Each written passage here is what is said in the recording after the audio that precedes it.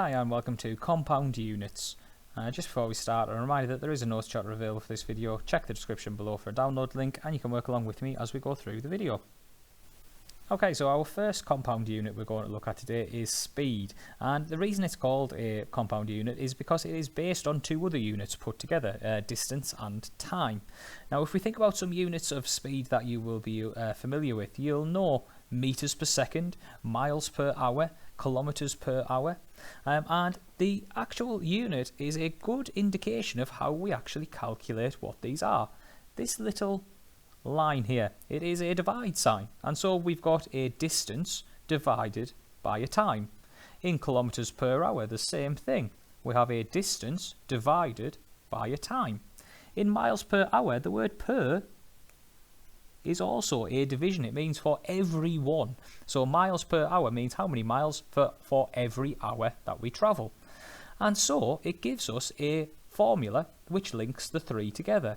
It tells us that speed equals distance divided by time. Now, that can be led into a formula triangle. Now, you may have seen these in science. A formula triangle is a way of connecting together three values which have a relationship like this. And so we put them in speed, distance and time, because what we can see here is if I wanted speed, well, I would cover over the speed part of the diagram and it says d over t, so distance divided by time. If in other situations I actually want to know the time taken, well, I cover over the time and that tells me it's distance divided by speed. And finally, if I actually just want the distance travelled, well, that is going to be the speed multiplied by the time. And so I can find distance by doing speed times time. And so in each case, all we want to do is cover over in the formula triangle the element we want to find, and it will tell us what to do with the other two units. So the first one, I've been given the speed of 60 miles per hour and I've been given a distance of 180 miles. I want to find the time. Therefore, if I cover over time, it tells me it's distance divided by speed. So this is going to be 180 divided by 60. 180 divided by 60 is 3. Now the question is, what would be the units? Well, this is miles per hour. This is miles, and therefore the time must be in hours, 3 hours. In terms of the next question, I've been given the distance and the time, and so I'm trying to find speed. If I cover over speed, it tells me it's distance divided by time. And so this one is going to be 25 divided by 5. 25 divided by 5 is 5. But again, we need the unit. The distance is given in meters, the time is given in seconds, and therefore this must be meters per second. Next, we have 45 kilometers per hour, and we have 3 hours. And so this time we're trying to find the distance. And so that is speed times time. And so I'm going to have to do 45 times 3. And so if I'm doing 45 kilometers every hour and I've got 3 hours, well, it's 45 times 3. 45 plus 45 is 90, plus another 45 is 135. Now again, what would be the units? Well, this is kilometers per hour. This is hours, and so the distance must be kilometers. We then have 6 meters per second and a distance of 12 meters. So I'm trying to find the time. If I cover over time, it's distance divided by speed, and so this time it's 12 divided by 6, and therefore we've got 2. What is the unit? Well, again, meters per second, so the time must be in seconds. If we move on to the next one, we have distance of 24 kilometers and time of 0.5 hours. So 0.5 hours, that might have been written as half an hour. It may have even been 30 minutes, but we need to know that it's in hours because kilometers and hours create kilometers per hour. 24 kilometers, and we're trying to find the speed, so we're going to cover over speed. It's distance divided by time, so it's 24 divided by a half. Now that is an important little question. If you divide by a half, it is the same as multiplying by 2. So 24 divided by 0.5 is actually 48. You are doing 48 kilometers per hour.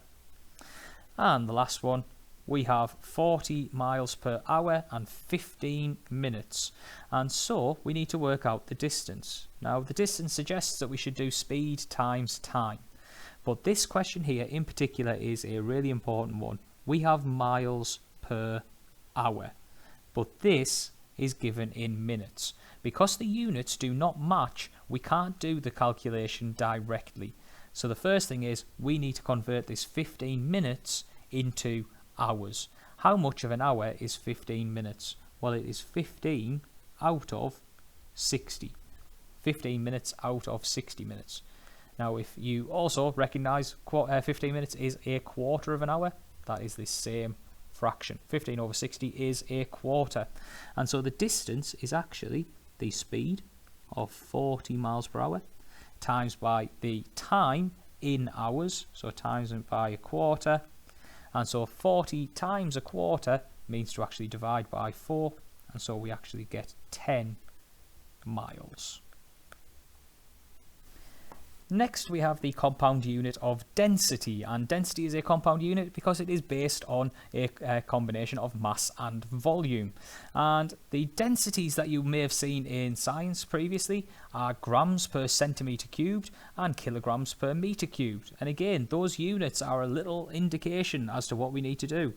The little slash is a divide, and so it's saying grams divided by centimetres cubed. Well, grams is a mass and centimetres cubed is a volume. If we look at the kilograms per metre cubed, well, kilograms is a mass, metres cubed is a volume, and so we're dividing mass by volume, and so density is mass divided by volume. And again, that can be formed into a formula triangle as well. In this case, density is mass divided by volume, so density, mass goes on the top, so it can be divided by volume. And so in each case, we can work out each of them in the same way. If I want to find the mass, well, I cover over mass and I get density times volume. If I want to find the density, I cover over density, I get mass divided by volume. And if I want to find the volume, I cover over volume, mass divided by density. And so let's try that in this case. So the first one, we've been given the density is 6 grams per centimetre cubed, and the mass is 60 grams. Now, one thing I should say here is in terms of grams per centimetre cubed, it means for every centimetre cubed. So 6 grams for every centimetre cubed is a good way of thinking about this one. But if I want to find the volume, I'll cover it over and I'll do mass divided by density. So 60 divided by 6, well, that means I have 10 somethings. Well, again, to match the units, it must be 10 centimetres cubed. In the next one, we have the mass and the volume, and so we're trying to find the density, so we'll cover it over. That means it's going to be mass divided by volume. So it's going to be 50 divided by 25, and 50 divided by 25 is 2. If I'm going to get the units, well, this is kilograms and metres cubed, so it must be kilograms per metre cubed. The next one, we have 0.5 kilograms per metre cubed, and we have the volume of 8 metres cubed. And so we want to find the mass. Now again, in this case, 0.5 kilograms per metre cubed, so for every metre cubed. And therefore, that is going to be 0.5 multiplied by 8. For every metre cubed, we're going to get half a kilogram. And so 0.5 times 8, well, that is like halving the number, and so it's going to be 4. We would have 4 kilograms. And lastly, we've got 3 grams as our mass, and we have 12 centimetres cubed as our volume. If I want to find the density, it's going to be mass divided by volume, so 3 divided by 12. Well, the only problem here is that 3 divided by 12 is going to be a fraction, so let's call it 3 over 12. Both of those can be divided by 3, gives me 1 over 4, and so that is a quarter of a gram per centimetre cubed. Let's make that a decimal, as our other answers have been decimals. It's going to be 0.25 grams per centimetre cubed. And our final compound unit is pressure. And pressure is a compound unit because it is based on the force and the area that it is applied to. And so the pressure comes from newtons per centimetre squared. So newtons being a measurement of force, centimetres squared being a measurement of area. And so that gives us, from this little sign here of a divide, it tells me that pressure is force divided by area. And again, that can be placed into a formula triangle because pressure is force divided by area, so force is at the top. And so if I want to find the force, I'll cover it over pressure times area. Or if I want to find the area, I will cover over area. It'll be force divided by pressure, and so on. And so let's have a go with the three questions we've got here. 4 newtons per centimetre squared is the pressure. The force is 20 newtons. And so what area are we acting upon? Well, if we take this, that is going to be force divided by pressure. So 20 divided by 4. And so it must be 5 centimetres squared.